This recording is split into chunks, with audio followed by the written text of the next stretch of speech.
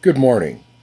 Okay, this is in regard to prayer invocation type workings. Okay, prayer, I posit, has usefulness as a type of invocation, although the results that are obtained from prayer have been shown to be very poor. Because instead of taking on the qualities of the prayed to God form, people beseech an imaginary friend, which may or may not be adequately programmed as an egregore to effect their intention. Okay, so this is the problem with prayer.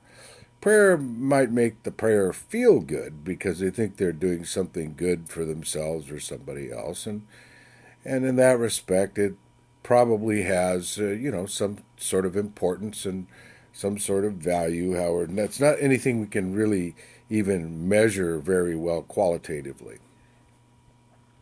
So, not so to dismiss prayer and yet to say it isn't really that valuable. So, when I'm being dismissive, people do it, people think it works, people are wrong. That's pretty much if you go down the list of references on prayer being tested as a valuable practice in helping people heal, for instance, you don't really see enough results in the 95% or 90% success area. You don't see it. So, anyway, we'll leave that behind. Now, invocation, this is all qualitative and it's all drawn from a collection of my experiences qualitatively. Now, invocation, there's two types really. There's the type, which I won't give labels to, there's the type where people actually believe that these gods exist and that in calling them forth, invoking them, as it were, and asking them to intercede and to take over attacks. Now, this is different from prayer because you're not begging. You're actually, in most cases, placing yourself on equal footing with the God form. And in this one, people believe these God forms actually exist, whether astrally or physically or both, or maybe even in all four of the worlds that the Kabbalah and other mystical systems talk about. So we have that form of invocation, which may or may not work. I've seen it work for people because they believed in it very strongly. They had a very strong link to the God form or God forms, and I've seen results with that. I wouldn't place them on the 90 percentile level, but they're at least 25 to maybe even 50% effective from what I've seen qualitatively. So you can dismiss that as a real statistic.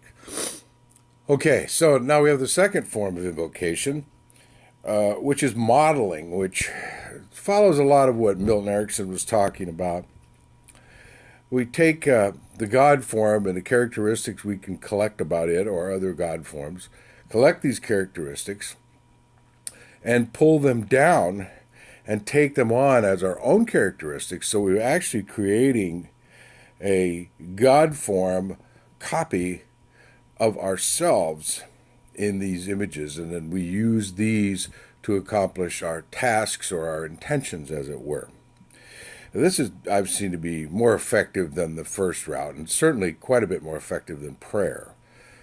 We've even done it to where we've had three, four, or more God forms that we've taken the characteristics from and made a custom God form and taken that on as part of our own persona. In other words, pulled that into us and used it, maybe even created a entity like an idealon out of ourselves or a servitor out of ourselves and sent that out to do our bidding. We've seen this work as well, and this is more of a personal taste thing.